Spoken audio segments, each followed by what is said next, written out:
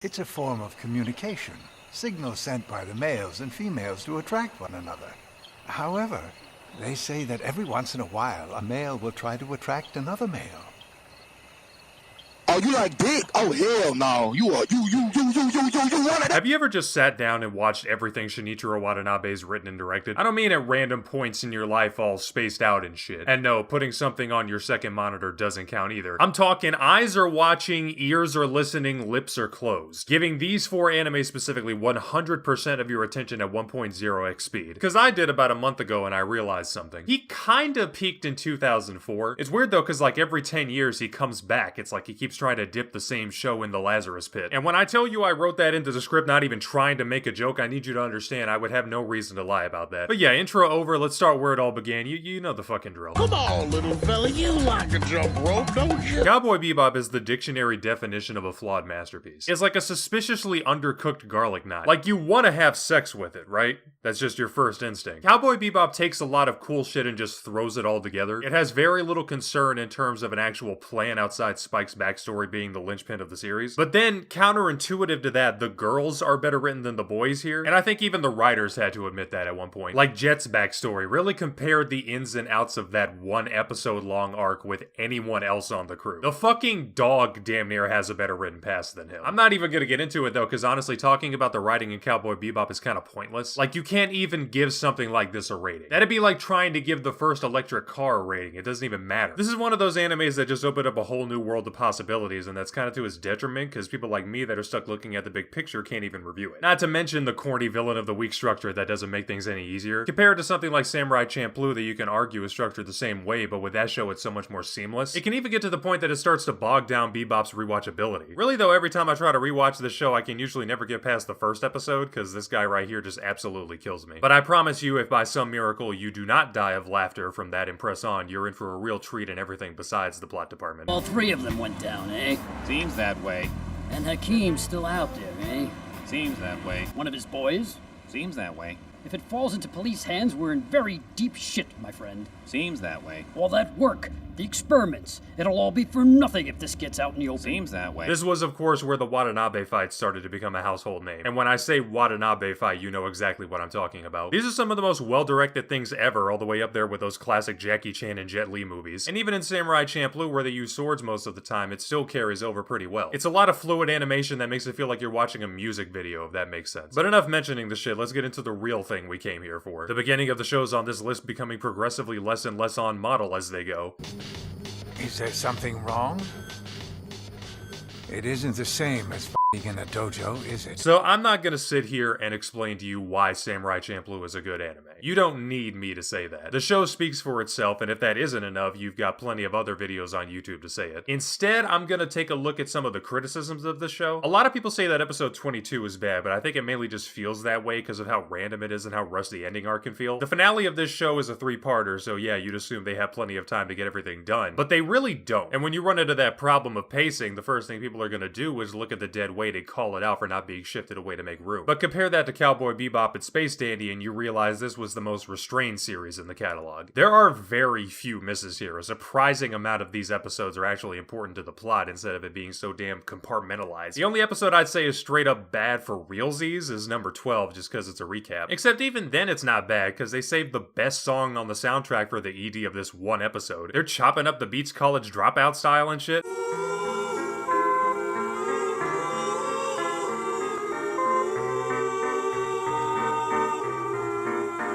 Close your eyes and imagine, feel the magic. Vegas on acid, seen through Yves Saint Laurent glasses. And I realize that I've arrived, cause it take more than a magazine to kill my vibe, does it? Like, bruh, if Cowboy Bebop ended with a song half as slick as that, maybe I'd be making a whole different video right now. Instead, I gotta listen to this shit as the final scene every time Spike dies. Things are turning deeper shade of blue. Images that might be real, maybe illusion. Speaking of Bebop, I really hope Steve voices someone in Lazarus. It doesn't feel like a Watanabe anime without him. I mean, they got it on Adult Swim. He's probably still the Toonami robot. An evil ogre, huh? You want me to kill it for you? I hate kids and pets. They're all a royal pain in the butt. There's been a lot of talk about race lately. I say probably because fuck me if I know that for a fact. I'm not watching that shit after I literally predicted they'd swap One Piece out for My Hero Academia like the dumbasses they are. Y'all really telling me you don't want some of that Lego type money? Fuck it, that's your loss. Look at this shit, bro. They didn't even got the right Luffy on there. His hair's all wrong because he's based off this dude who low-key wants to fuck Eiichiro Oda. だけど、もうある時からその CG だの、だからそういうものをたくさん見たから、これならまあ本当に Completely forgot what I was even talking about because Toonami being run by a bunch of these motherfuckers put me so damn off balance. Now, I'm not usually the kind of person to complain about outlines being too thick, but in Samurai Champloo it definitely pisses me off. All is of course forgiven though because Fu is perfect on or off model and easily carries the whole show. And you know what? For once that's not even a sexual thing. The show does plenty of that for me. Which is strange. Is it not? Yeah, it's like there's a pattern here. Why is it I'm always singing the praises of these shows? But I think the main factor for Fu being a strong female protagonist is how she's constantly lecturing these two about being so boneheaded. And rightfully so. Steve and Bucky O'Neill are intentionally written to be so fixated on fighting that they seriously need Fu to balance them out. It's another classic anime setup. Oh, did I forget to mention the blue guy is voiced by Bucky O'Neill from Clarence? Who is this samurai who smells of sunflowers? Once he's out of the picture, they won't be a gang anymore. I was supposed to be the one who killed him. Draw your weapon. Why, hello there. I didn't see you come in. I'm Bucky O'Neill. I fucked Teddy Roosevelt. When other folks was panning for gold nuggets, I was panning for gold nuggets. But generally speaking, that's the trade-off, you know? You've got a better story than Cowboy Bebop in exchange for worse visuals. It leaves room for improvement, which is great, because the joke is nothing improved, and this is the part where you laugh. Actually, before we get to Space Dandy, one last thing. The Samurai Champloo video game is called Sidetracked. That is the best name ever given to anything. Do you see me fucking laughing, my nigga? Now, when I was younger, I had a really bad problem with actually finishing anime. So when I say Space Dandy was probably one of the first 5 anime I actually watched, that's how you know it pains me to say what I'm gonna have to say here. I think the earliest evidence of my scrapes with this shit was a thumbnail I made for Maho Productions. I hold PNGs of Space Dandy in very high regard when I need an image of someone getting a good old whiff of some taint, but Space Dandy isn't really all that funny. This is the funniest thing in the whole show. I'll go ahead and save you the time right now. If you want to show your bae that you demand, then you best turn up here. Her body in the place be swaggin'. Don't matter whether shorty like hanging outdoors or getting crunk in the club. If you got the Skrilla, then Planet Trendy got yo back. But the big question here is, does Space Dandy need to be funny? And even though I'm going to reiterate this in more complicated ways in a second here, I would say the answer shouldn't be yes.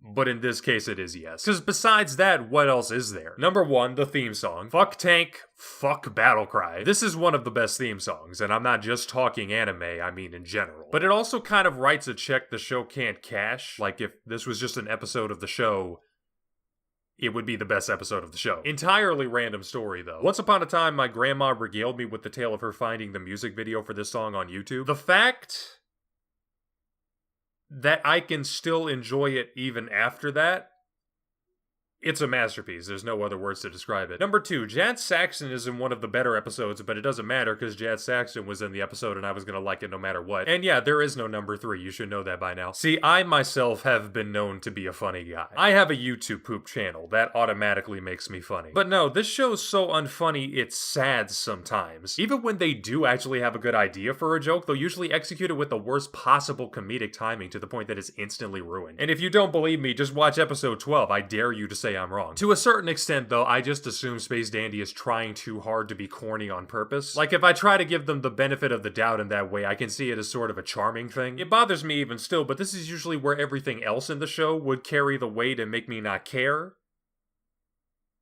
But that's just the thing. Space Dandy was specifically designed to break up the formula, I understand this. The Watanabe fights aren't really there. Come to think of it, there's barely any melee fighting at all besides some women kicking every once in a while. And there's even less of a plot than Cowboy Bebop, even though this is set in the same universe. All in service of basically just being lol, I'm so random, the animated series. Which, for the umpteenth time, would be fine if 1, it was actually funny, or 2, it was so short that it was just kinda there to be something you throw on to trip out to. It's this thing called a surrealist comedy. They're very very well known for overstaying their welcome when they overextend too much into the first half of their definition. And yeah, unfortunately neither of those things are the case because someone decided after 13 episodes to bring it back. This is the most unnecessary second season in anime history. Nothing will ever beat it out. Like, I gotta go apologize to Fragrant now, except I don't because it's not even out yet, and even if it was, I still wouldn't apologize, but you get the idea. Legit though, I mentioned episode 5 earlier, and it's just crazy how the funniest thing about Space Dandy is the fact that it's only ever above average when it's not trying to be funny or whatever it is it's trying to be. But even when it wants to take a break from that, it just ends up being a worse animated version of Cowboy Bebop. Also, this soda can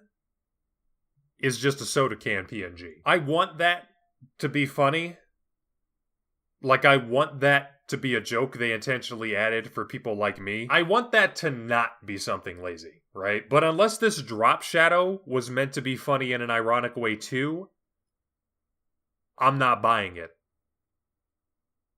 Next anime. It's too bad she won't live. Too bad she won't live. Too bad she won't live. Alright, confession, I have actually never seen either of the Blade Runner movies, primarily because I thought they were more of those movies trying to sell me a kitchen knife. So sharp, this pineapple doesn't even know what sliced it. That said, Deckard isn't in this movie, so it's entirely separate from his character arc. But why listen to me when Mr. 2049 himself can explain it? Hello, it's Denis again. I've been given the amazing opportunity to direct Blade Runner 2049. Which picks up 30 years after the first film. You die and you're about to go to hell. Newsflash, somebody offers you another chance at life. Do you take it? No time to answer. You gotta make a decision one way or the other. That's what happened to a guy named Spawn. I'm Todd McFarlane. Listen, I'm the creator of Spawn. So this is a short film, and by short I mean as long as an episode of Teen Titans Go. Keep that in mind while I show you this first shot here.